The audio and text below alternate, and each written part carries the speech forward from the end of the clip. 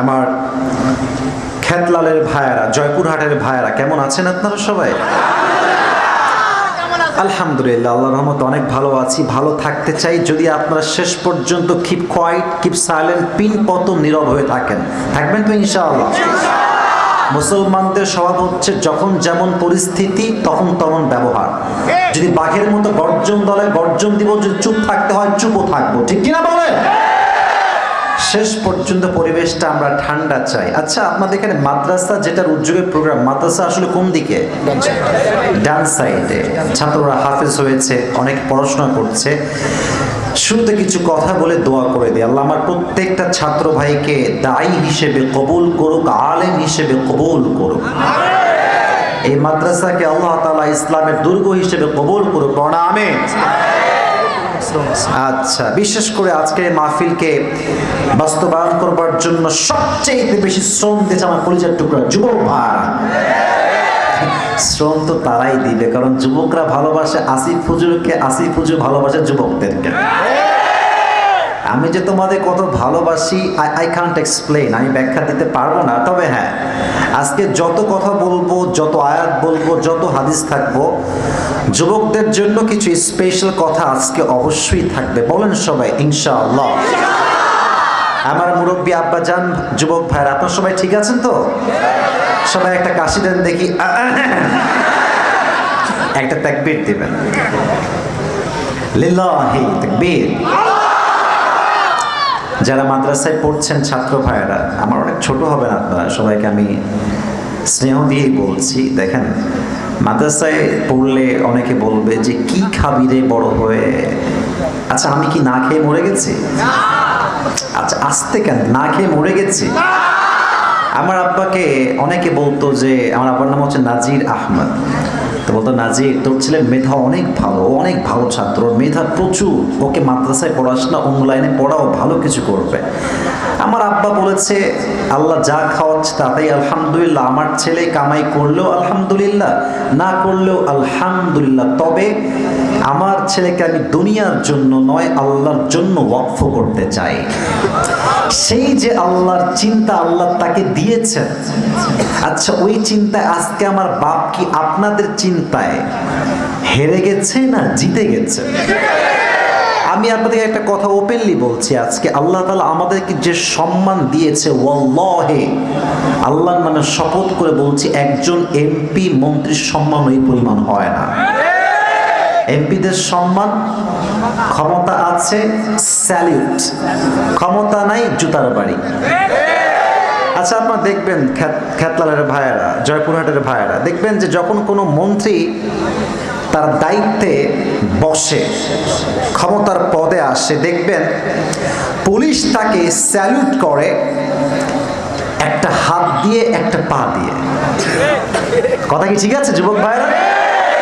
এমনি একটা দেয় আর পা দিয়ে পট করে একটা দেয়, দুইটা একসঙ্গে, পা দিয়ে একটা, হাত দিয়ে একটা। পা দিয়ে সালাম করে কি বোঝায়? তারা বোঝায় যে স্যার, আজকে আপনার কাছে ক্ষমতা আমরা হস্তান্তর করছি জনগণের ভোট নিয়ে। যদি আপনি জনগণের হক আদায় করেন, ইনসাফ ভিত্তিক রাষ্ট্র কায়েম করেন, যদি ইনসাফ করেন, জুলুম না করেন, আপনাকে হাতের সালাম, মোবারকবাদ। আর যদি আপনি স্বৈরাচার হন, জালেম হন, নিষ্ঠুর হন, যেমন আপনাকে এখন সালাম করছি হাত দিয়ে, স্বৈরাচার হলে আপনাকে জুতার প্রেয়ার করতে আমার থামবে না। প্রমাণ হয়ে গেছে না কথাটা? এবার আমরা দেখেছি অনেক নেতা, বিশেষ করে একজনের নাম আমি না বলেই পারছি না, যে বলেছিল যে আমি সাইদি সাহেবকে ফাঁসির রায় দিয়েছি মানিককা। এর যেই লাঞ্ছনা আল্লাহ আমাদেরকে দেখিয়েছেন, এটা স্পষ্ট প্রমাণ কোরআনকে যে দমন করতে চেয়েছে তার 14 গোষ্ঠীর বংশ হয়ে গিয়েছে।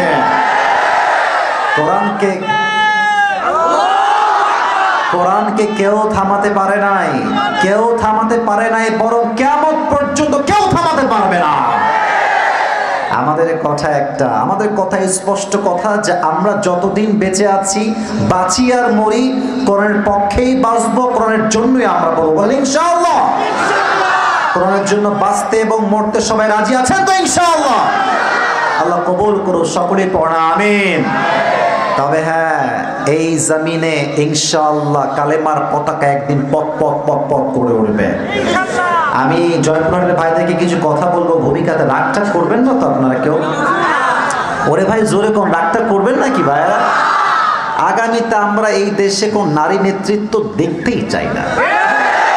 আমরা ইসলামী দলকে ক্ষমতায় দেখতে চাই যুবক ভাই। ইসলামের দল ক্ষমতায় আসলে এই দেশে সুদ থাকবে না, ঘুষ থাকবে না, ডাকাতি থাকবে না, জেনা থাকবে না। এদেশের মানুষ জেনার মধ্যে লিপ্ত হবে না যুবক ভাইরা, ঠিক কিনা বলো? ইসলামী রাষ্ট্র কায়েম করতে হবে। তবে হ্যাঁ, এটা কায়েম একদিন হবে, তবে এটার জন্য একদিনেই কায়েম করা সম্ভব নয়। অনেক মানুষের জীবন দিতে হবে, রক্ত দিতে হবে, লক্ষ মানুষের রক্তের বিনিময়ে ইসলামের রাজ কায়েম হবে, ঠিক কিনা বলো? যদি আগামীতে কখনো ডাক আসে আমার এই মাতৃভূমিতে যে ইসলামের রাজ কায়েম করবার জন্য, নবীর আদর্শকে প্রতিষ্ঠা করবার জন্য, দ্বীন কায়েমের জন্য জীবন দিয়ে শহীদ হয়ে ইসলামের দ্বীনকে কায়েম করতে হবে, কারা কারা হাত তুলে আল্লাহকে দেখায় দাও।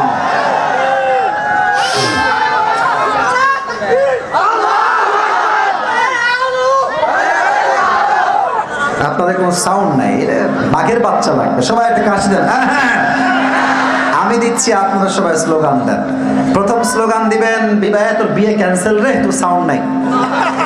আপনারা সবাই আমার সঙ্গে স্লোগান দেন, সবাই দিবেন, তবে ভাগাভাগি করে। এই স্লোগান শেষ, তাফসীর শুরু হবে বা মূল বিষয়ে আমরা ফিরে যাব। প্রথম স্লোগান দিবেন আমার আব্বাজান এবং বিবাহিত ভাইয়েরা, যাদের বউ আছে তারা। বিবাহিত ভাইয়েরা একটা কাশিতে গলা ঠিকঠাক করে নেন। দেখবা আছে সিঙ্গেলরা হেরে যায় না, বিবাহিতরা হেরে যায়। বিবাহিত ভাইয়েরা জাস্ট আপনারা তাকবীর দেন। বিবাহিত ভাইয়েরা, মুরব্বী আব্বা জানেরা, লিল্লাহি তাকবীর। মুরব্বী মুরব্বী আপনি বসেন বসেন, দাঁড়াতে হবে না, দাঁড়াতে হবে না। আপনার সাউন্ড খুব ভালো আছে মাশাআল্লাহ। এবার আমার প্রিয় যুবক ভাইয়েরা, বউ নাই, সামনে শীতকাল, খুব কষ্টে আছে এরা, খুব কষ্টে আছে এরা। আমার সিঙ্গেল ভাইরা একটা কাশি দেন। দেখি আজকে কে জিতে। লিল্লাহি তাকবীর। বিবাহিতরা ফেল। সাউন্ড অনেক ভালো আমাদের সিঙ্গেল ভাইদের। এবার আমরা সবাই মিলে একটা তাকবীর দিব, এমন জোরে তাকবীর দিবেন স্টেজ ভেঙে আমরা সবাই নিচে পড়ে যাব, ঠিক আছে? সবাই একটা কাশি দেন। বাঘের মতো স্লোগান দিবেন, এটা মজার জন্য করছি না, আপনাকে তেজ দীপ্ত আপনার ইমানের স্লোগান দিতে হবে। সবাই রেডি হন। লিল্লাহি তাকবীর। আল কোরআনের আলো, আল হাদিসের আলো, কোরআন হাদিস যেখানে, জয়পুরহাটবাসী যেখানে, খেতলালবাসী যেখানে, আল্লাহ তাআলা কবুল করুক। আমরা সকলেই পড়ছি আমিন। এখন আমি আমার মূল আলোচনার বিষয়ে ঢুকে যেতে চাই, but before I start my speech, আমি আমার আলোচনা শুরু করার পূর্বে একটা অ্যানাউন্সমেন্ট বা ঘোষণা দিতে চাই সকল শ্রোতার উদ্দেশ্যে। অনেকে আমাকেও ভালোবাসে, আমার জামাও ভালোবাসে, অনেকে আমার টুপিও ভালোবাসে। হ্যাঁ, তো দেখেন, আমি আমার নিজের একটা টুপি, যেটা পরে আমি অনেক সময় ওয়াশ করেছি, মাহফিল থেকে যাওয়ার পথে যুবকরা হুজুর থামেন, টুপিটা দেন, আমার খুব ভালো লাগে টুপিটা আপনার। তো একটা টুপি আজকে নিয়ে আসছি for everyone, but one person will get this reward। একজন জাস্ট পাবে। ये नसीब की बात है, तकदीर की बात है, हर किसी को मिलने वाला नहीं है। যার ভাগ্যে আছে সেই পাবে। তবে হ্যাঁ, এই টুপিটা পুরস্কার পাওয়ার জন্য একটা শর্ত আছে। শর্তটা হচ্ছে, আমি যেই আলোচনার বিষয়বস্তু সিলেক্ট করেছি আছে কথা বলার জন্য, যদি কোনো যুবক কিংবা কোনো মুরব্বী আব্বাজান আমার কথাগুলোকে চাইলে আপনি ফোনেও লিখতে পারেন। সোনামণি, তুমি আসলে নতুন মনে মাহফিল আসছো ভাই, সাউন্ড করা যাবে না। আমি বলছি, যে টুপিটা পেতে চান আমার ওয়াজ চাইলে আপনি নোটবুকে লিখতে পারেন, অথবা মোবাইল ফোনে নোটও করতে পারেন। তবে শেষে গিয়ে যে প্রশ্নগুলো করব, যদি কোনো যুবক কিংবা মুরব্বী আব্বাজান আমাকে উত্তরগুলো করতে পারেন, আমার ওয়াজ থেকেই হবে, আউট অফ সিলেবাস হবে না, ইন সিলেবাস হবে। যদি কেউ আমার ওয়াজটা শেষ পর্যন্ত শুনে আমাকে বলতে পারেন, তাকে আমি এই ওলামা ইকরামদের সামনে, যুবকদের সামনে, মিডিয়ার সামনে সম্মানের সঙ্গে আজকে টুপিটা পরাই দিব। রাজি আছেন তো ইনশাআল্লাহ? আর যে যুবক এই টুপিটা পুরস্কার পাবে, এতগুলো মিডিয়ার সামনে সবাই তো আপলোড দিবে কালকে সকালে, তোমার বিয়ে কনফার্ম। মেয়ের বাপ বলবে wow, just looking like a wow ছেলে, হ্যাঁ তোমার সাথে বিয়েটা কনফার্ম হয়ে যাবে। অতএব অন্তত বিয়ের জন্য হলেও এই শীতকালে ওয়াজটা মন দিয়ে শুনবা। রাজি আছেন তো ইনশাআল্লাহ? শেষ তাকবীর দেন, লিল্লাহি তাকবীর। আজ আমাদের আলোচনার সেন্ট্রাল থিম বা সাবজেক্ট ম্যাটার, মূল আলোচ্য বিষয়, আমরা যে বিষয়ে আলোচনা করব এটা আমি বলবো না, আপনারাই বলবেন। আমি জাস্ট কিছু ক্লু দিচ্ছি, আপনারা ধরে ফেলবেন যে আলোচনার মূল বিষয়বস্তু কি হতে পারে। প্রশ্ন করছি, বলেন তো সবাই। তোমার সাউন্ড করো না। আচ্ছা ভাই, আমি লড়লে দেখা যাবে, প্লিজ, আমি লড়লে দেখা যাবে, একটু তোমার সাউন্ড করো না। আমি ক্লু দিচ্ছি, ভালো করে শোনেন। আজ আলোচনার বিষয়বস্তু কি বোঝাবার স্বার্থে কিছু প্রশ্ন করছি। আচ্ছা বলেন তো, ইসলামের প্রথম যিনি খলিফা তার নাম কি? Right answer. বলেন সবাই বাঘের মতো, নাম কি? রাদিয়াল্লাহু তাআলা আন। আচ্ছা বলেন তো, প্রথম যে সাহাবী কালেমা পড়ে ইসলামকে কবুল করেছে, অ্যাকসেপ্ট করেছে, he became the first Muslim among the man, পুরুষদের মাঝে সবচেয়ে প্রথম পুরুষ যে কালেমা পড়ে মুসলিম হয়েছে, তার নাম কি? আবু বকর। বলেন সবাই, নাম কি? আবু বকর রাদিয়াল্লাহু। আজকে কথা বলবো the biography of Abu Bakr রাদিয়াল্লাহু তাআলা আনহু। পুরো ওয়াজটাই হবে একজন সাহাবীর জীবন থেকে। কথা বলার পূর্বে আমি কোরআন থেকে কিছু আয়াত পড়ছি, ট্রান্সলেশন করছি, তর্জমা করেই আমি আমার মূল জীবনীতে ফিরে যেতে চাই। আচ্ছা আমরা সবাই উত্তর করি তো, নবীর পরে সবচেয়ে সম্মান হচ্ছে বেশি সাহাবায়ে কেরামদের, তো ওই সাহাবীদের সম্মান আমাদের হৃদয়ে যুবক ভাইরা আছে না নাই? সাহাবায়ে কেরাম নিয়ে নবী কি বলেছেন, কোরআন কি বলেছেন, আমরা জাস্ট একটু বোঝার ট্রাই করি। কোরআনুল কারীম সূরাতুত তাওবা 11 নম্বর পারার ঠিক 2 নম্বর পৃষ্ঠার একদম প্রথম লাইনে আছে, আল্লাহ তাআলা বলছেন, আয়াতগুলো মনোযোগ দিয়ে শুনবেন, কেউ বিশৃঙ্খলা করবেন না। আল্লাহ তাআলা বলছেন, ওয়াসাবিকুনা আল-আউওয়ালুনা মিনাল মুহাজিরিনা ওয়াল আনসার والذين اتبعوهم بإحسان رضي الله عنهم ورضوا عنه وأعد لهم جنات تجري تحتها الأنهار خالدين فيها أبدا ذلك الفوز العظيم. And the foremost, সর্বপ্রথম অগ্রগামী, al-awwaluna min al-muhajirin wal-ansar, first of muhajir and ansar, and those who followed them in goodness, waradu an, Allah subhanahu wa ta'ala is well pleased with them and they are well pleased with Allah subhanahu wa ta'ala. Wa a'adda lahum jannat, and he has prepared a gardens for them. আল্লাহু আকবার। আল্লাহ তাআলা বলছেন, আমি সাহাবায়ে কেরামদের জন্য এমন একটা জান্নাত প্রস্তুত করেছি, যেই জান্নাত কেমন হবে, beneath which rivers flow, যার তলদেশ থাকবে ঝর্ণা দ্বারা ভরপুর, নদীর মতো প্রবাহিত পানি হবে। সুবহানাল্লাহ পড়বেন না আপনারা? খালিদিনা ফিহা আবাদা, they will live there forever। যখনই সাহাবায়ে কেরাম জান্নাতে প্রবেশ করবে, তারা শেষ পর্যন্ত জান্নাতের বাসিন্দাই থাকবে। সুবহানাল্লাহ পড়ে সবাই। যালিকাল ফাওজুল আযীম, that is really mighty success। এটাই হচ্ছে আমাদের জীবনের মূল লক্ষ্য, এটাই জীবনের মহা সাফল্য। জান্নাত যে পেয়েছে, তার কি আর পাওয়ার মতো কিছু বাকি আছে যুবক ভাইরা? প্রথম আয়াত। সেকেন্ড আয়াত, আল্লাহ তাআলা বলছেন, লাকিনির রাসূল ওয়াল্লাযীনা আমানু মাআহু জাহাদু বিআমওয়ালিহিম ওয়া আনফুসিহিম ওয়া উলাইকা লাহুমুল খায়রাত ওয়া উলাইকা হুমুল মুফলিহুন। But the messenger and those who believed him and fought with their lives and wealth. وَأُولَٰئِكَ لَهُمُ الْخَيْرَاتُ. It is those who will have the good things. وَأُولَٰئِكَ هُمُ الْمُفْلِحُونَ. And it is those who are the ultimate success. আল্লাহ তাআলা বলছেন, যারা নবীকে বিশ্বাস করেছে, নবীর উপর ঈমান এনেছে এবং জিহাদ করেছে জীবন দিয়ে, অর্থ দিয়ে, তাদের জন্য রয়েছে সমস্ত কল্যাণ এবং তারাই হচ্ছে জান্নাতি মানুষ, অর্থাৎ সাহাবায়ে কেরাম। সুবহানাল্লাহ, সবাই পড়তে পারলেন না? এটা হচ্ছে কোরআনের আয়াত। এবার আসেন হাদিস। আল্লাহর হাবিব বলেছেন, এটাই হাদিস। হাদিসটা বলে আমি আলোচনার ভিতরে ঢুকে যেতে চাই। আমার মায়েরা, বোনেরা কমপ্লেইন করেছেন আমার চেহারা দেখা যাচ্ছে না। আমার চেহারা না দেখলেও হবে, আমার চেহারা দেখা জরুরি নয়, আমি কি ওয়াশ করছি দ্যাটস মোস্ট ইম্পর্টেন্ট, এটা সবচেয়ে জরুরি। কথা ঠিক আছে? ইভেন এই যে প্রজেক্টর নিয়ে কিন্তু অনেক রকম কথা বলে আমার একরামদের মাঝে আছে। আমি একটা কথা আজকে না বলে পারছি না। আমাদের ওয়াজ শুনে দেখে যদি কারো ভেতরে নফসের কোনো বাজে চিন্তা আসে, কোনো অ্যাট্রাকশন ফিল হয়, তাদের জন্য উচিত আমাদের চেহারা না দেখে অডিও ওয়াজ শোনা। আমি এটাকে আপনাদের সামনে ওপেনলি ডিক্লেয়ার দিচ্ছি। আমার ভেতরে কোনো হিংসা নাই, অহংকার নাই, ব্যক্তিত্ববোধের কোনো বড়াই আমার ভেতরে নাই। আমার কথা হচ্ছে, যদি আপনার আমাকে দেখে কোনো বাজে অ্যাট্রাকশন কাজ করে, আপনি আমার ফেস নয় অডিও শোনেন।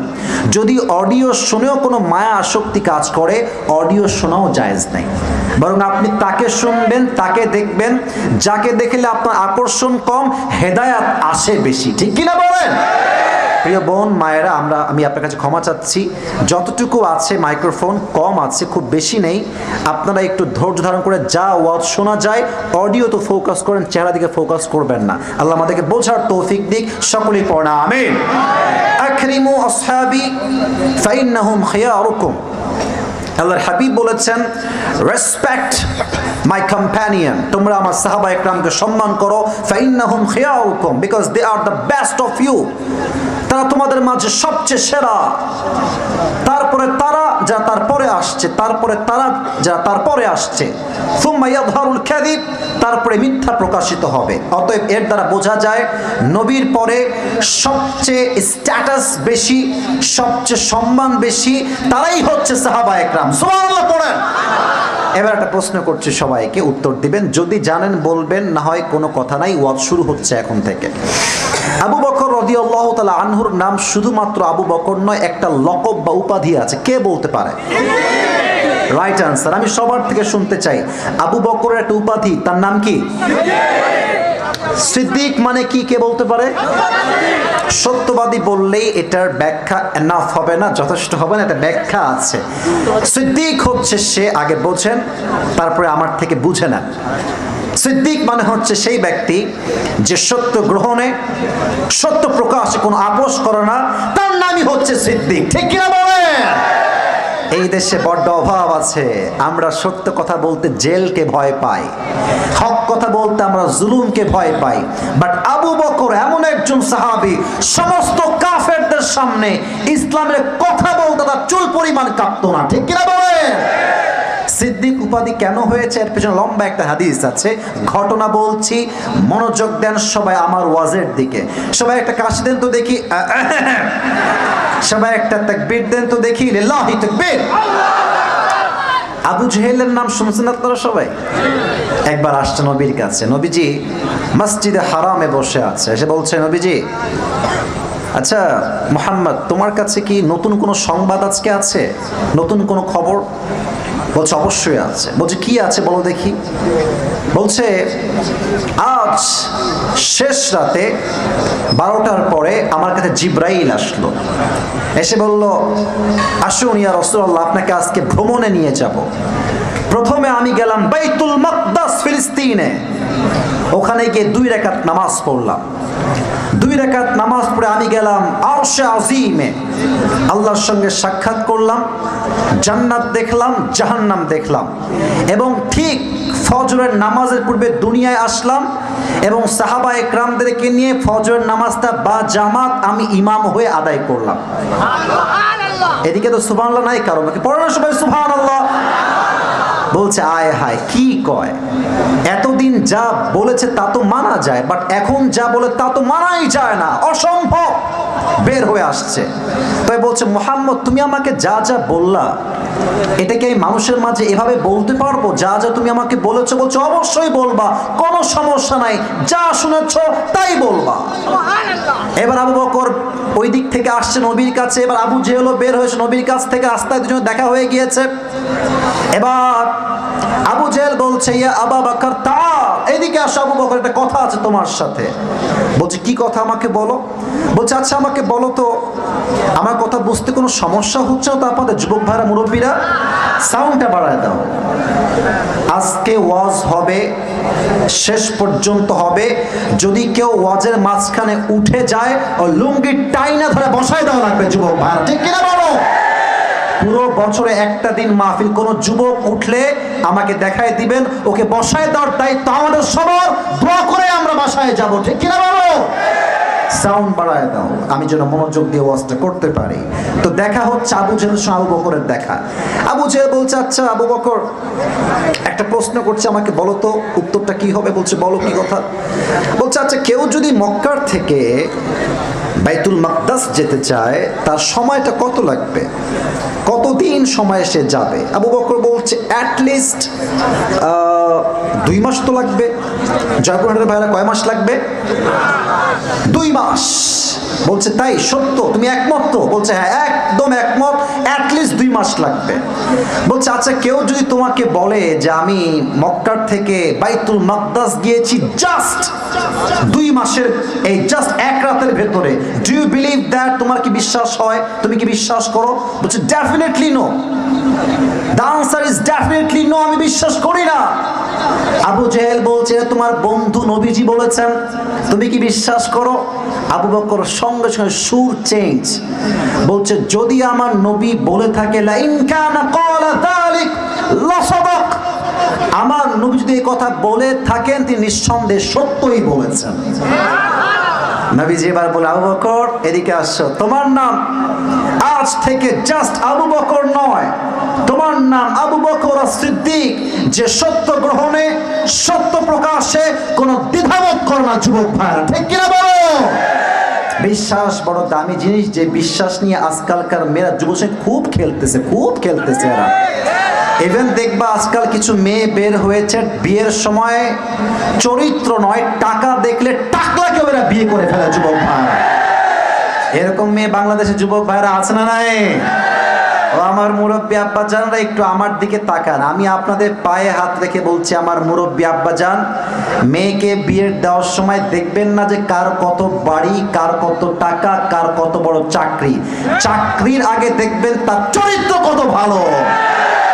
এই দেশের মাটিতে হাজার হাজার মেয়ের বিয়ে হয়েছে কোটি টাকার সম্পত্তির মালিকের কাছে, কসম খোদার চরিত্র এত খারাপ মেয়েটা একটা দিন শান্তির ঘুম ঘুমাতে পারে না।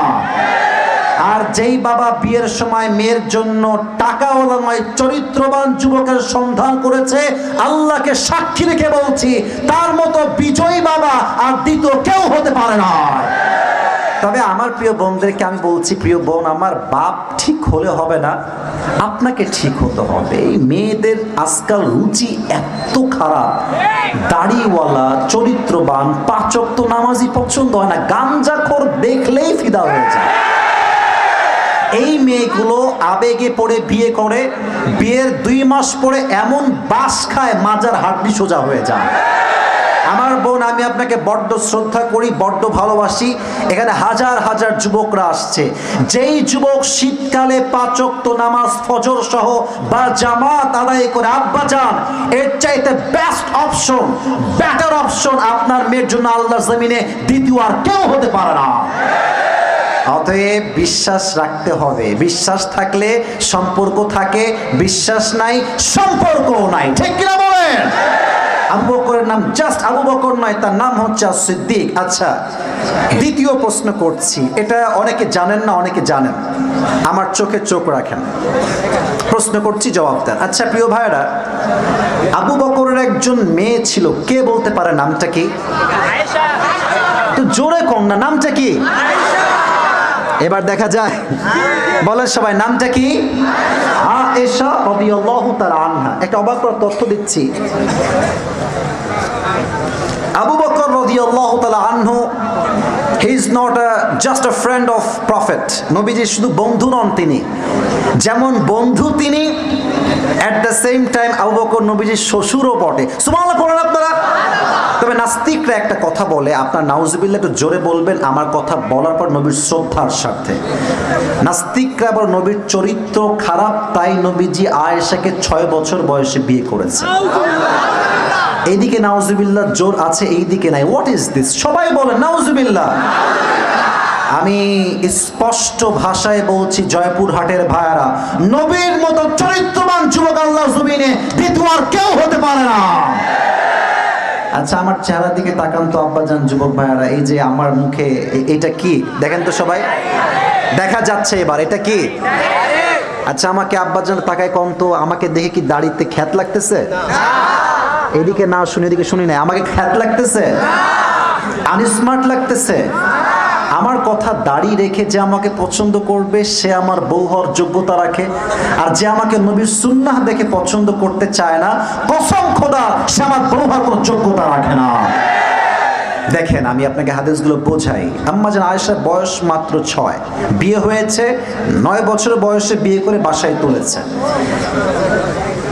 যেদিন বাসর রাত, ও বিয়ের একটা বাসর রাত আছে না রে ভাই? এই যে লজ্জায় মুখ লাল হয়ে গেছে। আরে ভাই, বাসর রাত আছে না বিয়ের রাতে রে ভাই? আছে না ভাই?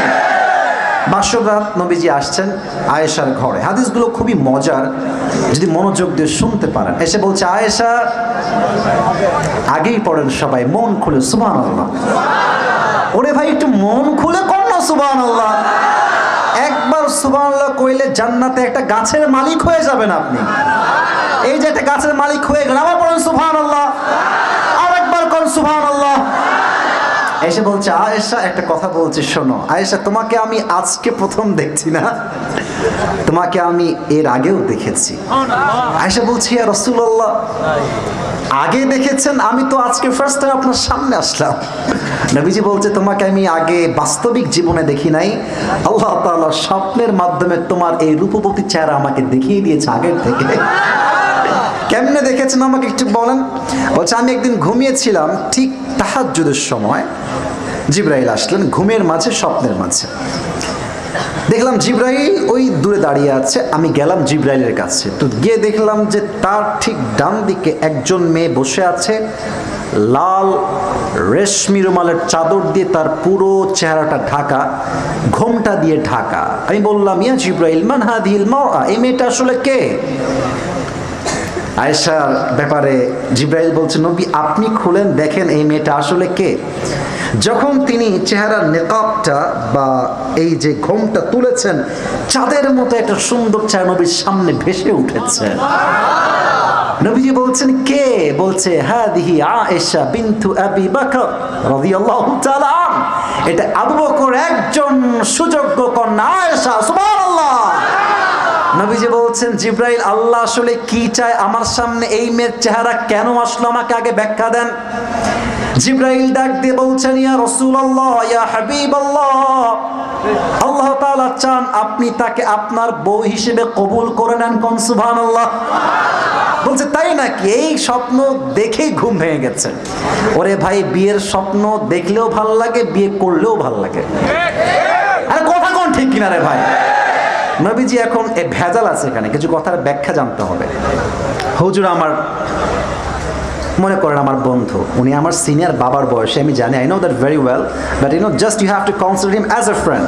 আমার বন্ধু উনি, ওনার বয়স হবে মনে করেন যে অন অ্যান অ্যাভারেজ 40, আমার বয়স on an average 35। For an example, আমার বয়স 35 আসলে না। তা আমি বললাম যে বন্ধু, আমার বন্ধু, আমার হুজুর না, আমার বাপ না, আমার বন্ধু, যে বন্ধু তোমার মেয়েটা আমার পছন্দ, আমাকে বিয়ে দাও।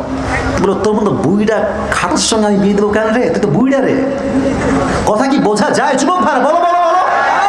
তো এইটা ব্যাপারটা এক্স্যাক্টলি এরকম নয়, তবে ব্যাপারটা কিছুটা সিমিলারিটি আছে। আরব বিশ্বে ওই সময়ে বন্ধুর মেয়েকে বিয়ে করা, it was just like a crime, অপরাধ। বন্ধুর মেয়েকে বিয়ে অন্যায় মনে করা হতো। বাট নবীজি সাহস পাচ্ছে না যে আমি কেমনে প্রস্তাব দিব। চাচিকে পাঠিয়েছে। চাচি এসে বলছে, আবু বকর এদিকে আসো। সালাম কালাম দিয়ে কথাবার্তা বলে বলছে, এটা কথা বলো, মাইন্ড করবো না তো? বলছে, বলেন কি বলবেন? তোমার মেয়ের জন্য একটা উত্তম পাত্রের সন্ধান আমার কাছে আছে, তুমি যদি চাও আমি তার নামটা বলবো। বললো, মাসমু। তার নাম কি বলেন আমাকে? বলছে, ইসমুহু মুহাম্মদ সাল্লাল্লাহু আলাইহি ওয়াসাল্লাম। আবু বকর বলছে, কি বললেন এটা আপনি? হি ইজ মাই ফ্রেন্ড হুয়া হাবিবি, বন্ধু আমার, বন্ধুর সঙ্গে আমার বিয়ে আমি কেমনে দেই? অ্যাট দ্য সেম টাইম তিনি চিন্তা করছেন মানে মনে মনে যে আয় হায়, নবীর সঙ্গে যদি বিয়ে নাই দিই, তার মতো চরিত্রবান যুবক তো এই তোল্লাটা দ্বিতীয়টা কেউ নাই, পৃথিবীতেই কেউ নাই। সুবহানাল্লাহ পড়ুন আপনারা সবাই। এখন চিন্তা করছে বিয়ে দিব কি দিব না, দিব কি দিব না, দিব কি দিব না। বাট আল্লাহ তাআলার সিদ্ধান্ত, সঙ্গে সঙ্গে আবু বকর বললেন, আমি ইয়েস, আমার মেয়ের বিয়ে যদি কারো সঙ্গে হয় আমার বন্ধু মুহাম্মদের সঙ্গে হবে। সুবহানাল্লাহ। বিয়ের ডিল ডান, বিয়ে হয়ে গেল। এখন নাস্তিকরা কি বলে?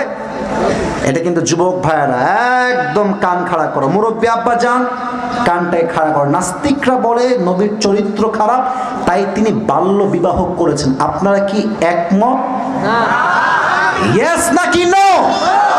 নবীর চরিত্র হচ্ছে সবচাইতে পবিত্র চরিত্র, ঠিক কিনা বলেন?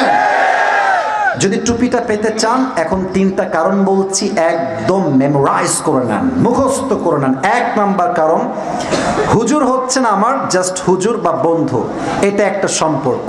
আর একটা হচ্ছে আত্মীয়তার বন্ধন। গ্রামের মানুষ, আমিও গ্রামের ছেলে। আচ্ছা, বন্ধু বন্ধুর সম্পর্ক, কল দিলেও দিলাম, না দিলে না দিলাম। বন্ধু এক মাস পরে, কি রে খোঁজ খবর যে নিস না রে, বন্ধু কাজে ব্যস্ত রে, ডিফারেন্ট রিলেশনশিপ। বাট বন্ধুর কাছে আমার মেয়ে আছে, আমি এখন না চাইলেও প্রত্যেক সপ্তাহে না হোক প্রত্যেক মাসে একবার হলেও ফোন কল করবই করব। কথা কি বোঝা যায় কিনা বলেন? তাহলে একে তো বন্ধু আল্লাহ চাচ্ছেন এরা দুইজন একসঙ্গে রক্তের সম্পর্কে জড়ায় গেলে আল্লাহর দিনটা আরো সামনের দিকে এগিয়ে যাবে। এই জন্য আল্লাহ তাআলা ফয়সালা করেছেন আয়েশার সঙ্গে নবীজির বিয়ে হবে। ফার্স্ট রিজন, প্রথম কারণ। দুই, এটা আরো ইন্টারেস্টিং কারণ। দুই নাম্বার কারণ হচ্ছে বড় অবাক করা বিষয়। আল্লাহর হাবিব সাল্লাল্লাহু আলাইহি ওয়াসাল্লামের যিনি স্ত্রী আম্মা জান আয়েশা, উনি এমন একজন নারী যার মেধা, যার প্রজ্ঞা, যার জ্ঞান এত বেশি, পুরো ইসলামিক ইতিহাসে সবচাইতে মেধা যেই নারীর বেশি ছিল তার নাম আম্মা জান আয়েশা। সুবহানাল্লাহ পড়েন। তাহলে আমরা দুইটি কারণ পেলাম, এক ইসলামের বিজয়, দুই নাম্বার আমরা পেলাম আয়েশা মেধা বা প্রজ্ঞা। এন্ড থার্ড, ওয়ামা ইয়ানতিকু আনিল হাওয়া ইন হুয়া ইল্লা ওয়াহয়ু ইউহা। নবী যা করেন নবীর একার কাজ নয়, নবীর জবানের কথা নয়, নবী যা বলেন যা করেন এই সব একজনের আদেশ, আওয়াজ দিয়ে বলেন তিনি কে। এই তিনটা কারণ। এক, আল্লাহ বলেছেন নবী আপনি বিয়ে করেন, ওহী ছিল। দুই, আয়েশার মেধা ভালো ছিল, যার মেধা যত ভালো তাকে দিয়ে ইসলামের কাজ হবে তত ভালো। অ্যান্ড তিন, যেহেতু আবু বকর নবীর বন্ধু হয়, দুইজন ইসলামের সৈনিক জামাই শ্বশুর হয়ে গেলে ইসলামের রাজ পুরো বিশ্বে কায়েম হয়ে যাবে, ঠিক কিনা বলেন? এই তিনটা কারণে, মাশাআল্লাহ বসেন, তিনটা কারণে নবীজি আম্মা জান আয়েশাকে বিয়ে করেছেন। এখন আমি তিন নাম্বার সাবজেক্টে যেতে চাই, তবে একটা আবদার আছে সবার কাছে। আমি একজন যুবককে চাই, যেই যুবকের বউ নাই, সিঙ্গেল, সে অনেক দেখেছি আমি একদম মরা তাকবীর, একদম মরা, এদের বিয়ে সব ক্যান্সেল হয়ে যাবে। তোমাদের মাঝে একজন যুবককে চাই যে সিঙ্গেল, দাঁড়িয়ে তিনবার নয় জাস্ট একবার নারায়ে তাকবীর বা লিল্লাহি তাকবীর বলবা বাঘের বাচ্চার মতো। কে আছো? দাও লিল্লাহি তাকবীর, লিল্লাহি তাকবীর। আল কোরআনের আলো, আল হাদিসের আলো। তোমার বিয়ে 50% কনফার্ম, বাকি 50% না। আমি আরেকজনকে চাই একবার, তিনবার না, একবার দিলে আমি খুশি, বাঘের মতো দিবা। কে আছো?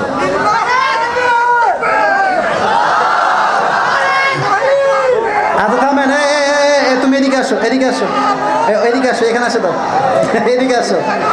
ওর চোখের সমস্যা আছে মনে হয়, তো ওদিকে একবার আসো। আচ্ছা শোনেন, আমি বলি আপনাদের মাঝে আমি বাঘের রূপ দেখতে চাই। আমার সাথে তাকবীর দেন, লিল্লাহি তাকবীর। আল্লাহ তাআলা কবুল করুক, আমরা সকলেই মন খুলে পড়ছি আমিন। আচ্ছা আমি একটা ছোট্ট ঘটনা বলছি। আপনাদের মাঝে আমি দেখলাম খুব নম্রতা বেশি। সব জায়গায় নম্র হইলে চলে না, মাঝে মাঝে শক্তও হইতে হয়। আপনারা দেখেন নাই আমাদের দেশে এই যে 5 আগস্ট আগে আমাদের হুজুরদের উপরে এত জুলুম। আপনি দেখেন কতজনের নাম বলবো, আল্লাহ মামুনুল হক সাহেব, মুফতি আমির হামজা সাহেব, ইভেন তারা সাইদি সাহেবকে শুধু জেল নয় গোপনে তারা হত্যা করেছে যুবক ভাইরা। এটা আমরা গোপন তথ্যেই জানতে পেরেছি। তবে আমাদের কথা একটা, এখন এই বিড়ালের বাচ্চার মতো নয়, সিংহের মতো গর্জন দিয়ে সামনে আমাদেরকে বাড়তে হবে, ঠিক কিনা বলো? ছোট্ট একটা কথা হাদিসের মাঝখানে মনে পড়েই গেল, বলবো? বলেন সবাই, বলবো? এক বাঘ অনেক ক্ষুধার্ত, 3 দিন যাবৎ কিচ্ছু খায় না, দৌড় দিয়ে আসছে জঙ্গলে শিকার করার জন্য। তো বাঘের শিকার করার সিস্টেম হচ্ছে, এইদিকে তাকান, আমার ফিজিক্যাল মুভমেন্ট দেখেন, আমার চেহারা হাত দেখেন। প্রথমে বাঘের এই কানটা এমনি খাড়া হয়ে যায় শিকার করার আগে, এবং তাদের যেই পাঞ্চ লাইন অথবা এই যে নখ, এটা হচ্ছে এমনি তারা অ্যাক্টিভ করে ফেলে শিকার করার পূর্বে। তো বাঘ আসছে জঙ্গল দিচ্ছে, অনেকগুলো ভেড়ার পাল আসতেছে জঙ্গলের দিকে। তো বাঘ এম করেছে একটা ভেড়া শিকার করবে, এক লাফ দিয়ে যাবে, খপ করে ধরে আবার নিয়ে চলে আসবে। টার্গেট করেছে, এম রেডি, কান খাড়া, পজিশন একদম বরাবর। হঠাৎ দেখছে ভেড়ার পালে একটা বাঘ, আর ওই বাঘকে সব ভেড়া মিলে গুতাইতেছে, মানে ট্যাং ট্যাং ট্যাং করে গুতাইতেছে। বাঘের সব ক্ষুধা, আরে সব ক্ষুধা দূর, আরে আমার ভাতিজা এখানে কি করে? এবার এম করছে কোনো ভেড়াকে নয়, সোজা বাঘকে এক লাফ দিয়ে ধরে বাঘকে নিয়ে সাইডে নিয়ে আসছে। আরে ভাতিজা তুমি ভেড়ার পালে কি করো? বলছে, কে ভাতিজা? আমি তো ভ্যা। আমি কি? আমি ভ্যা। বলছে, তুই ভ্যা না, তুই বাঘের বাচ্চা, তুই ভ্যা না। বলছে, আমি ভ্যা। ঘটনা কি হয়েছে জানেন? এই বাঘের যে মালিক, ভেড়ার পালের যে মালিক, সে জঙ্গলে আসছে, দেখছে একটা ছোট্ট একটা বাচ্চা বেড়ালের মতো বাঘের বাচ্চা জঙ্গলে আছে, তো নিয়ে চলে গেছে বাসায়। আর এই বাঘের বাচ্চা বড় হয়েছে ভেড়ার দুধ খেয়ে, এখন ভেড়ার মাঝে থেকে থেকে সেও ভেড়ার মতো হয়ে গেছে। এখন বাঘ বলে, তুই ভ্যা না, তুই বাঘের বাচ্চাও বিশ্বাসই করে না। কি করা যায়? নিয়ে গেছে পুকুরের কাছে। হ্যাঁ এদিকে, পুকুরের কাছে দাঁড়াইছে, বলছে, দেখা তো পানির দিকে তাক, তো পানির দিকে তাকা, দেখ তোর চেহারা আমার চেহারা কি মিল আছে? বলছে, তাই তো, আপনার চেহারা আমার চেহারা তো এক দেখা যাচ্ছে। দেখ তোর নখ, দেখ তোর নখ আমার নখ মিল আছে। বলছে, তাই তো, মিল আছে তো। বলছে, দেখ আমার দাড়ি, তোর কি দাড়ি আছে? দেখ দেখ চেক কর। বলছে, হ্যাঁ আমার তো দাড়িও আছে। বলছে, দেখ তোর নাক আমার নাক সেম কিনা? বলছে, তাই তো, সবই তো ঠিকঠাক। এবার ওই বাঘ বলছে, বেড়া তুই কোনো ভেড়ার বাচ্চা নস, তুই বাঘের বাচ্চা। একটা হুঙ্কার দে, সমস্ত ভেড়ার পাল ভাগতে বাধ্য হবে যুবক ভাইরা। আজ আমি জয়পুরের মাঝে সবাইকে এক বাক্যে বাঘের মতো বলছি, মুসলমানদের সন্তান ছাগলের বাচ্চা নয়, ভেড়ার বাচ্চা নয়, এরা খালিদ বিন ওয়ালিদের সন্তান। এরা যখন হুঙ্কার দিবে, কাফের মসনদ ভেঙে চুরে চূর্ণ বিচূর্ণ হয়ে যাবে। সেই তাকবীর দিবেন বাঘের মতো, লিল্লাহি তাকবীর। আল্লাহ কবুল করো, সকলেই পড়ে আমিন। এবার বলেন তো সবাই, নবীজির হিজরতের সাথী কে ছিল? আচ্ছা আস্তে কেন, আবার বলেন সবাই, নাম কি? রাদিয়াল্লাহু তাআলা আনহু। যখন ইসলাম চতুর্পাশে ছড়িয়ে গেছে, সব কাফেররা আস্তে আস্তে কালেমা পড়ে মুসলমান হচ্ছে, the people of কাফের, they were getting very frustrated about this rapid growth. তারা বলছে, stop the last messenger, নবীকে থামাও, একে হত্যা না করলে পুরো দিন ইসলাম বিজয় হয়ে যাবে। তারা প্ল্যান করলো নবীকে হত্যা করার। বাট কথায় আছে না, রাখে আল্লাহ মারে কে? মারে আল্লাহ। আরে যাকে আল্লাহ বাঁচাইতে চায় তার কেউ চুল পরিমাণ কোনো ক্ষতি করতে পারে না, ঠিক কিনা বলো? আল্লাহ তাআলা নবীর কাছে ওহী পাঠালেন, ইয়া রাসূলুল্লাহ, ইয়া হাবিবাল্লাহ, আপনি বাসার থেকে বের হয়ে যান, কাফেররা আপনার বাসা ঘেরাও করে ফেলেছে আপনাকে হত্যা করবার জন্য। নবীজি বাসার থেকে যখন বের হয়েছেন, মাশাআল্লাহ লোক আরো আসতেছে, ভাই বসেন বসেন, ওয়েলকাম ওয়েলকাম, বসেন। লোক যাও বাদ দিয়ে আরো আসতেছে, বলেন সবাই মারহাবা। তো আল্লাহ তাআলা বলেন, নবী আপনি বের হয়ে যান। সব কাফেররা বাহিরে। এই যে মুরব্বীরা আমার দিকে তারা একটা আমল শিখাচ্ছি, বিপদে পড়লে সূরা ইয়াসিন পড়বেন, শত্রুদের চোখকে আল্লাহ নিজেই অন্ধ করে দিবে। সুবহানাল্লাহ পড়েন। নবীজি বের হলেন, সূরা ইয়াসিন পাঠ করলেন। এই দিকে আমার হাত দেখেন, look at my to hand. নবীজি বালু নিলেন বা মাটি নিলেন, নিয়ে সূরা ইয়াসিন পড়ে ফু দিয়ে কাফেরদের চোখে একটু ধুলো দিলেন। এক ধুলায় সমস্ত কাফের এতটা অন্ধ হয়ে গেল, নবীজি সবার সামনে বের হলেন, বাট একটা কাফের নবীকে ধরতে পারলো না। সুবহানাল্লাহ পড়বেন না? নবীজি বের হয়ে সোজা আসছে আবু বকরের বাসায়। যখনই আয় হায় হায়, ভালোবাসা, রাসূলের ভালোবাসা কাকে বলে আমি কেমনে বুঝাই? এসে নক, গেট বাড়ি দেওয়ার সঙ্গে সঙ্গে আবু বকর বলছে, লাব্বাইক ইয়া রাসূলুল্লাহ, লাব্বাইক ইয়া হাবিবাল্লাহ, আমি আপনার সঙ্গে হিজরত করার জন্য অগ্রিম প্রস্তুত হয়ে বসে আছি। সুবহানাল্লাহ। এবার দেখেন, আমরা আছি জয়পুরহাটের খেতলালের একটা এলাকায়, আমরা যাব মনে করেন রাজশাহীতে। কোন জেলায় যাব? রাজশাহী বিভাগে। আচ্ছা দেখেন, এদিকে রাজশাহী মনে করেন এদিক দিয়েও যাওয়া যাবে, এদিক দিয়েও যাওয়া যাবে, কথার কথা বলছি, পেছন দিক দিয়েও যাওয়া যায়। তো আমার নবীজি কি করেছেন, সব দিক বাদ দিয়ে যেই দিক কেউ যায় না ওই দিক দিয়ে বের হয়েছে। একদম লোকাল রাস্তা নয়, যেখানে কেউ যায় না। হাদিসের মেইন অংশে এখন আসছে আমি, খুব অসাধারণ একটা অংশ। এই দেখেন, আল্লাহ রসুল যাচ্ছে, আবু বকর একবার সামনের দিকে যায়, আর একবার পেছনে যায়, আবার সামনে, আবার পেছনে, আবার সামনে, আবার পেছনে। নবীজি দেখছে আবু বকর কেমন যেন অস্থির হয়ে আছে, সামনে যায়, পেছনে যায়, সামনে যায়, পেছনে যায়। কি হয়েছে তা? মা লাকা ইয়া আবু বকর, হোয়াট হ্যাপেন্ড আবু বকর, হোয়াটস রং, কি হয়েছে তোমার, কি সমস্যা? আবু বকর বলছে, ইয়া রাসূলুল্লাহ, ইয়া হাবিবাল্লাহ, আমি যখন সামনের দিকে যাই আমার মনে হয় আপনার কাফেররা পেছন থেকে অ্যাটাক করবে। আমি যখন পেছনের দিকে যাই মনে হয় কাফেররা আপনাকে সামনের দিকে অ্যাটাক করবে। আমি আবু বকর জীবন দিতে প্রস্তুত আছি, শহীদ হতে প্রস্তুত আছি, আপনার গায়ে চুল পরিমাণ কোনো আঘাত আমি আবু বকর সহ্য করতে পারবো না। নবীজি বলছে, Abu Bakr, never lose hope, don't be upset, don't be frustrated, হতাশ হও না, লা তাহজান, ইন্নাল্লাহা মা'ানা, আমাদের সাথী একজন। শাহাদত আঙ্গুলি উত্তোলন করে জয়পুরহাটের ভাই বোন, আমাদের সহযোগিতায় আছে একজন, তিনি কে? দুইজন চলে গিয়েছে গুহার কাছে। গুহার কাছে এসে আরো অবাক করা কাণ্ড। আবু বকর বলছে, নবীজি স্টপ, লেট মি ক্লিন, পরিষ্কার করি আপনার জন্য। আবার নবীর ভালোবাসা বোঝেন, হাদিস শুনলে আবার নবীর ভালোবাসা দেখেন, ক্লিন করেছে। তো হাদিসে হুজুররা সবাই জানেন আপনারা যে বর্ণনা দুইটা আসছে, এক হচ্ছে একটা গুহা ছিল, ফুটা একটা, আর এক রেওয়ায়তে আসছে দুইটা ফুটা। তো আমরা মাথায় কি পরিধান করি? পাগড়ি। বলেন সবাই, কি পরিধান করি? তো আবু বকর দেখছে দুইটা ফুটা গুহার ভিতরে, ডানে একটা বামে একটা। একটা পাগড়ি খুলে ফেলেছে, খুলে ফেলে একটা ফুটাকে বন্ধ করেছে যেন কাফেররা কেউ দেখতে না পায়। আর এক ফুটা বন্ধ করবে কেমনে? এটা আমার দিকে তাকান, এই দেখেন, এটা হচ্ছে আমার বাম পা, এটা আমার কোন পা? ডান পা। আবু বকর দুই পা শার্ট করে শুয়েছে, আর এক পা দিয়েছে একদম গুহার ফাঁকাতে, এমনি ফুটার কাছে। আর নবীকে বলছে, ইয়া রাসূলুল্লাহ, আপনি আসেন, আপনি আমার কোলে শান্তির ঘুমে ঘুমিয়ে যান। সুবহানাল্লাহ বলেন। এই মুহূর্তে নবীজি ঘুমিয়ে গিয়েছেন, একটা সাপ আসছে, দেখছে এই পাশেও ফুটা বন্ধ, এই পাশেও বন্ধ। তো আবু বকরের পা রাখা আছে এমনে, ওখানে এসে এমনে ঠাস ঠাস ঠাস কার ফসল একদম দিতে আছে ছোবল, আর সাপের বিষে আবু বকরের চেহারা সব লাল হয়ে গেছে। বাট নবীর ঘুম ভেঙে যাবে এইটার জন্য একটা টু শব্দ করছে না। সুবহানাল্লাহ। নবীর ভালোবাসা কাকে বলে? বাট একটা মুহূর্তে গিয়ে আবু বকর যন্ত্রণা সহ্য করতে না পেরে তার চোখের পানি নিচে পড়েছে নবীজির কপালে। নবীর ঘুম ভেঙে গেছে। আবু বকর, কি হয়েছে?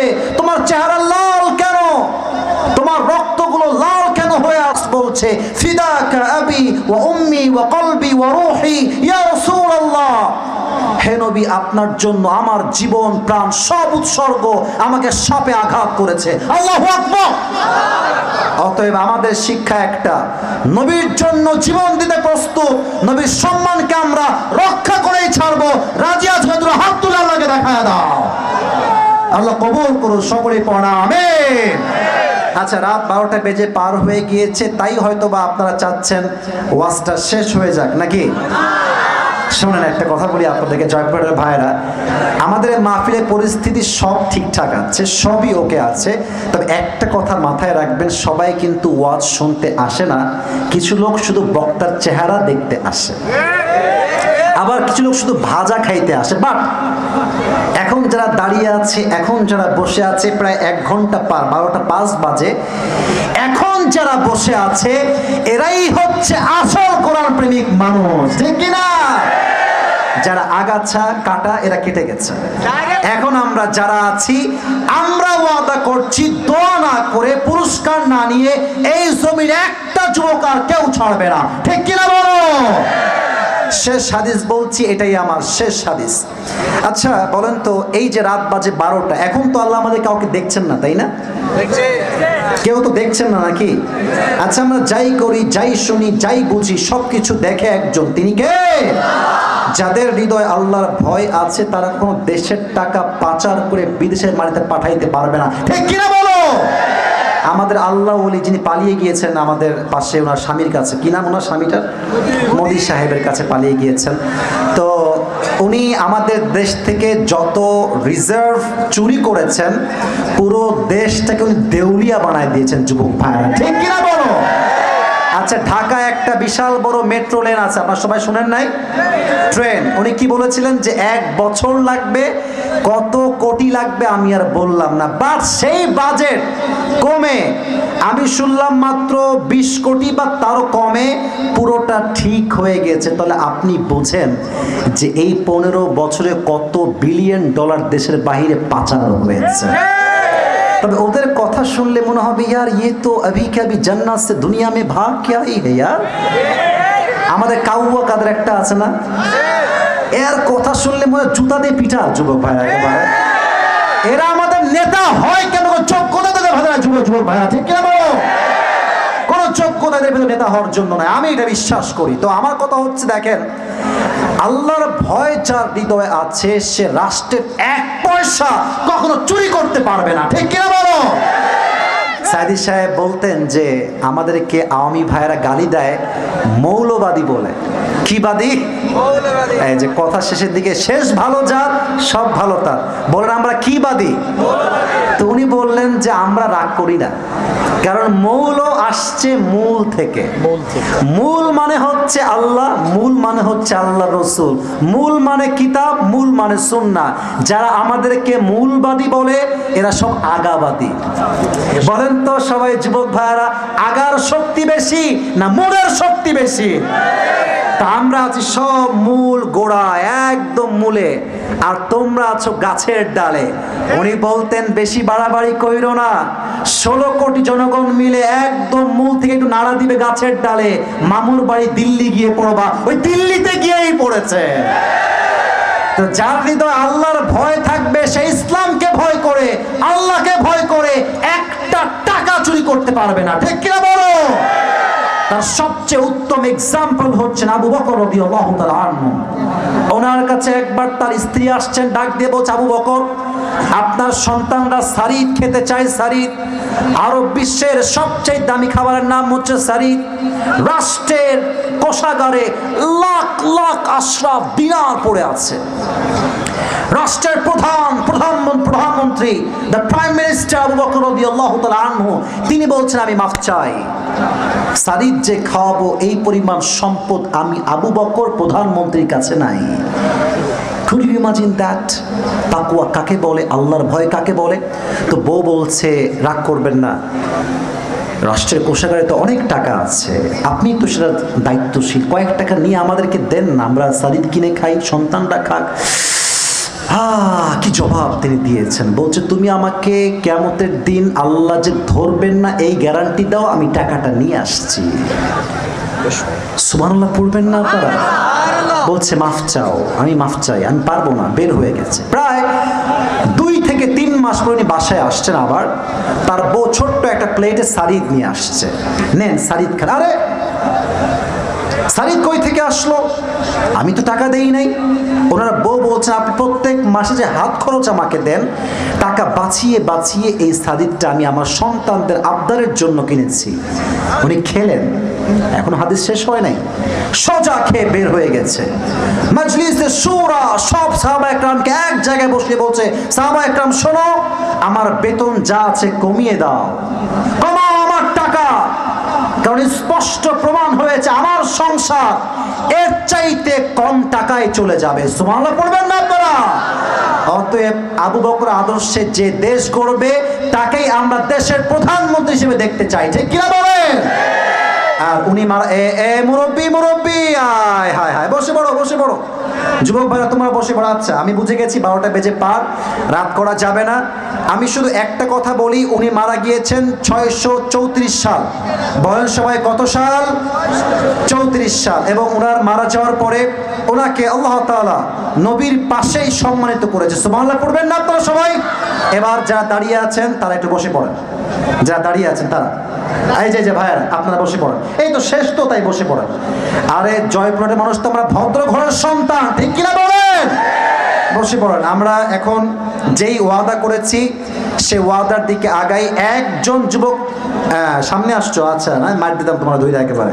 বসে পড়ো সবাই, একটা কাশি দেন,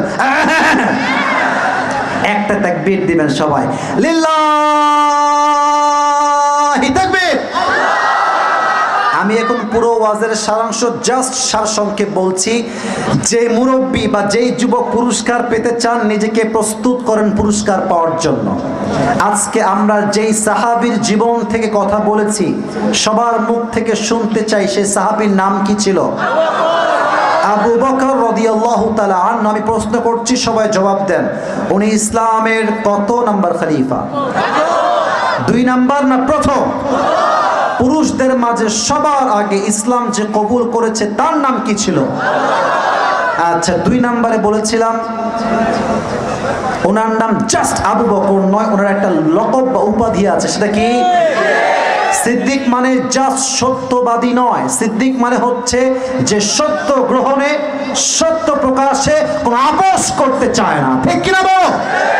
3 নাম্বার বলেছিলাম আবু বকর জাস্ট ফ্রেন্ড নয়, এট দ্য সেম টাইম তিনি নবীর কি লাগে? নবী তার কি লাগে? জামাই। নবী তার কি লাগে? আচ্ছা একটা প্রশ্ন এখন আমি উত্তর দিয়ে দিচ্ছি, এটা খুবই সেনসিটিভ, এটা খুব কাজে দিবে আপনার। নবীজির ব্যাপারে কাফেররা কি বলে? নবীর চরিত্র খারাপ কেন? বাল্য বিবাহ তিনি করেছেন। নাউজুবিল্লাহ পড়েন। কয়টা কারণ বলেন না সব এক ভাগে? কয়টা কারণ? 1, নবীজি নিজে করেন নাই, নবীকে ওহী দিয়েছে। ও ভাই জোরে কর না, তিনি কে? 2, নবীজি আয়েশাকে বিয়ে করেছেন, একটা কারণ হচ্ছে আল্লাহ বলেছেন। 2 হচ্ছে নবী এবং আবু বকর 2 জন বন্ধু, তো বন্ধুত্বের সম্পর্ক একরকম, আত্মীয়তার সম্পর্ক আরেক রকম। তো আল্লাহ চাচ্ছেন আত্মীয়তা হোক, যাতে করে ইসলামের রাজ কায়েম হওয়া আরো সহজ হয়ে যায়, ঠিক কিনা বলেন? সম্পর্ক মজবুত করতে আল্লাহ এই জিনিসটা এনেছেন, অল্প বয়সে বিয়ে দিয়েছেন। 3, আয়েশার মেধা কম না বেশি? তো যার মেধা যত বেশি তার দ্বারা ইসলামের প্রচার তত বেশি সহজ হবে। এই জন্য আম্মা জান আয়েশাকে নবীর স্ত্রী হিসেবে কবুল করেছে একজন। আওয়াজ দিয়ে বলেন তিনি কে? 4 নাম্বার বলেছিলাম মাইগ্রেশন টু মদিনা। নবী যে হিজরত করেছেন, হিজরতের সাথী কে ছিল?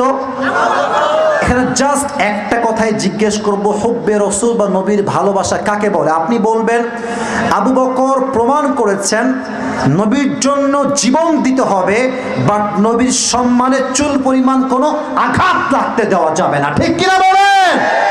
এটা হচ্ছে 4। 5 নাম্বার বলেছিলাম নবীজির সাহাবী, নবীজির শ্বশুর আবু বকরের তাকওয়া কাকে বলে? ওনার বউ সারিদ কিনার পরে উনি কি বেতন, উনি আরো বেতনটা বাড়াই দিয়েছিলেন, তাই না? বাড়াইছেন না কমাইছেন?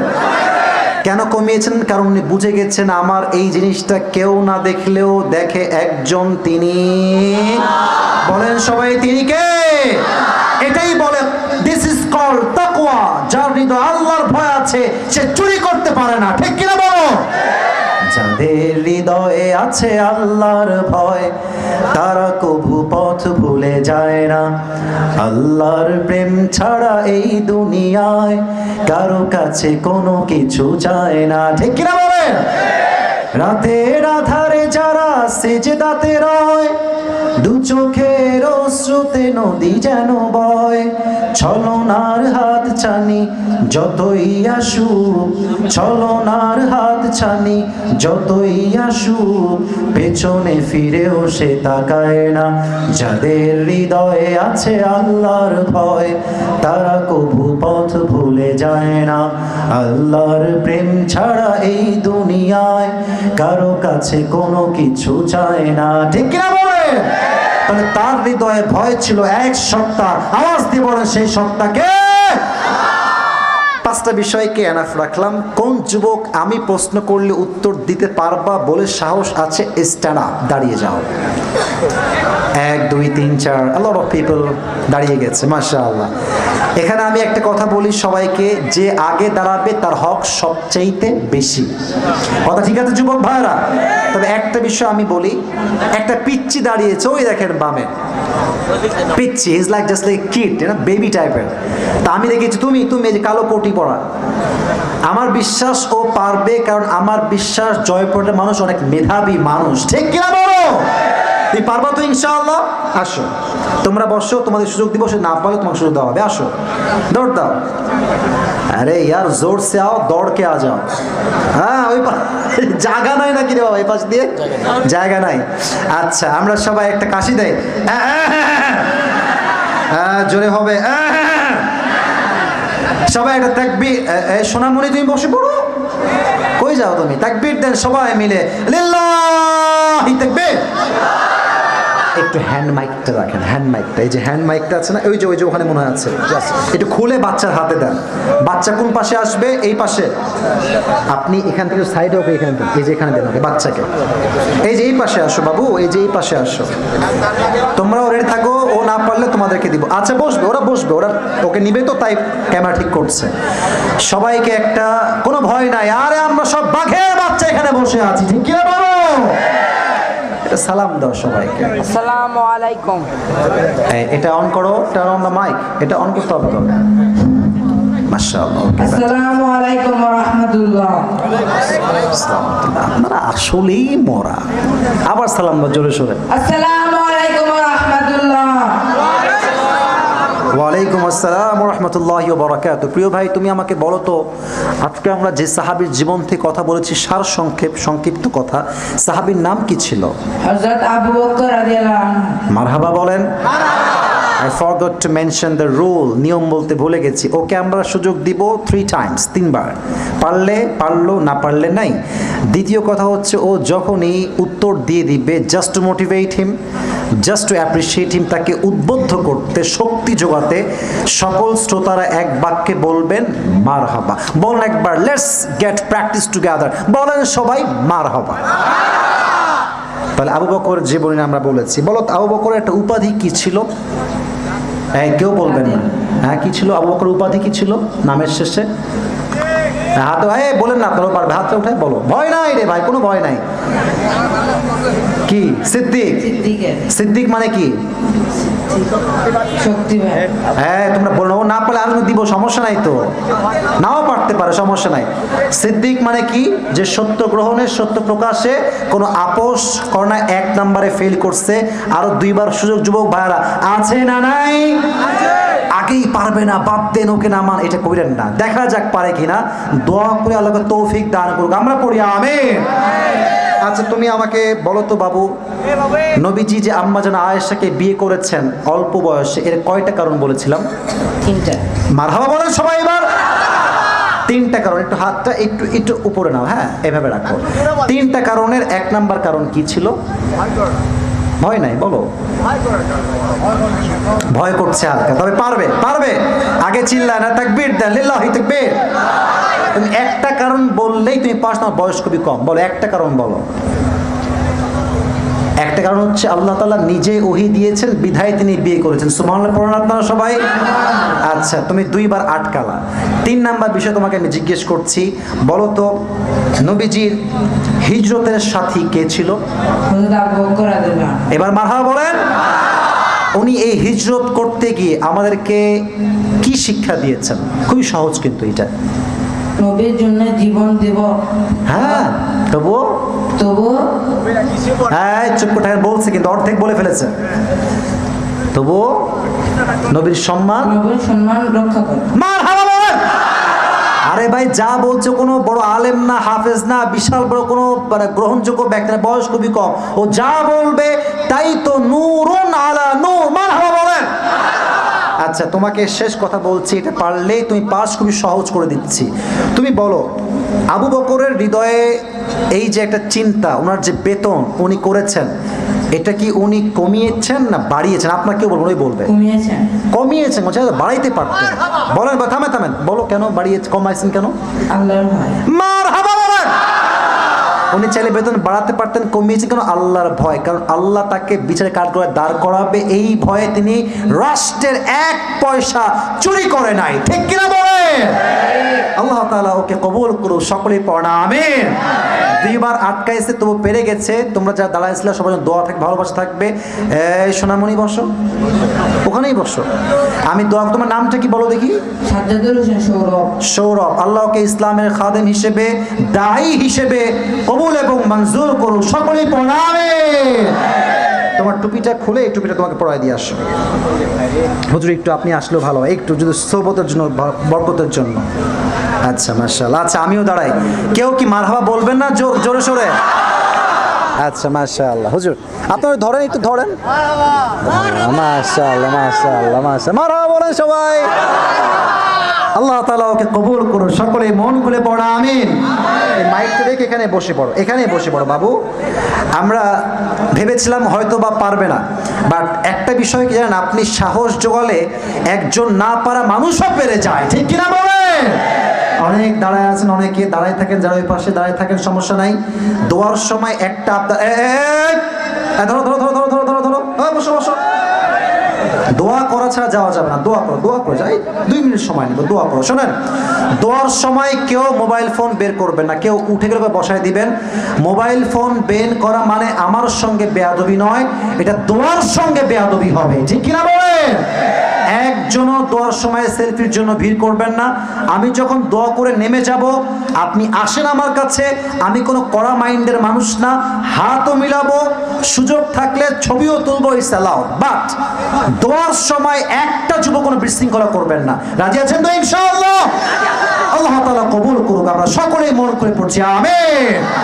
আমরা সবাই দুরূদ শরীফ পড়ি। আল্লাহুম্মা সাল্লি আলা মুহাম্মাদ ওয়া আলা আলি মুহাম্মাদ ওয়া সাল্লাল্লাহু আলা ইব্রাহিম। তোমরা বসো, দোয়ার জন্য, আদবের জন্য বসো, দোয়ার জন্য। সবাই বিসমিল্লাহ শহীদ, এই তো অনেকে আসছে দোয়ার জন্য, মাশাআল্লাহ, বসে পড়েন।